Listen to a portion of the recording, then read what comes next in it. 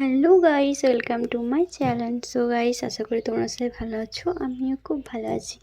তো বন্ধুরা, অনেক দিন তোমাদেরকে গবলু সোনার ভিডিও দেওয়া হয়নি, তাই ভাবলাম একটা গবলু সোনার আজকে ব্লগ দিই।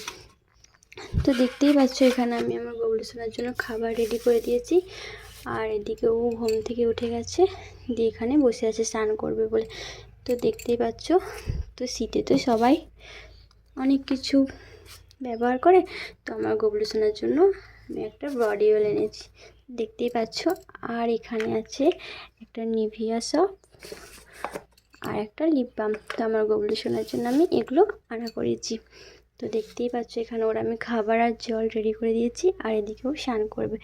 তো চলো, ও প্রথমে স্নান করে নিক, তারপরে তোমাদের সাথে কথা হবে। এত ঠান্ডায় ও স্নান করতে চাইছে না, খুব বায়না করছে, কিন্তু আমি ওকে স্নান করে দেবো।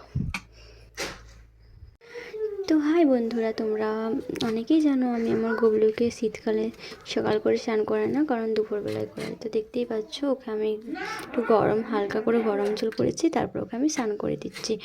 তো এখন তো প্রচুর শীত, ওর জন্য ওকে আমি সকালে আর স্নানটা করাই না, দুপুরে করাই। তো দেখতেই পাচ্ছ, স্নান করা হয়ে গেছে। তারপরে ও এবারে জামা পরবে।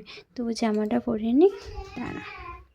তো গবলুর তো স্নান হয়ে গেছে, তারপর ওকে আমি একটু বডি অয়েল মাখিয়ে দেবো। তো দেখতেই পাচ্ছ, তো আমরা সবাই বডি অয়েল মাখি, তো গবলু সোনা কেন মাখবে না?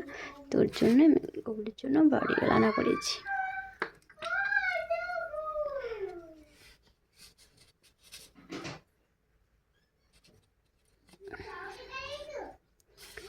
তো আমি ভালোভাবে ওকে একটু বডি অয়েল মাখিয়ে দিলাম, আর একটু এখানে আছে নিভিয়া সপ।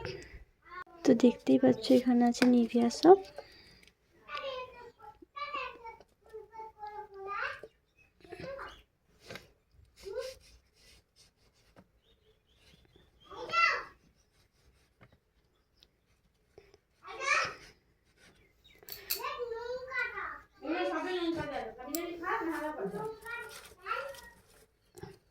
তো এরপর ওকে আমি এই জামাটা পরিয়ে দেব। তো বন্ধুরা, দেখতেই পাচ্ছ, আমার গবলু সোনা রেডি হয়ে গেছে। তো কেমন লাগছে প্লিজ কমেন্টে জানাবে। তো দেখতেই পাচ্ছ, এখানে আমি ওকে রেডি করে দিয়েছি। আর এটা দেখো, একটু লিপ বামটা লাগিয়ে দিচ্ছি। তো চলো বন্ধুরা, আমার গবলু সোনাকে আমি খাইয়ে দিই, তারপরে তোমার সাথে কথা বলবো।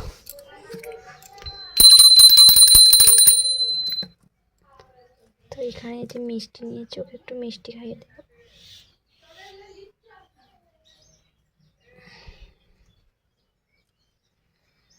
আর এখানে আছে জল।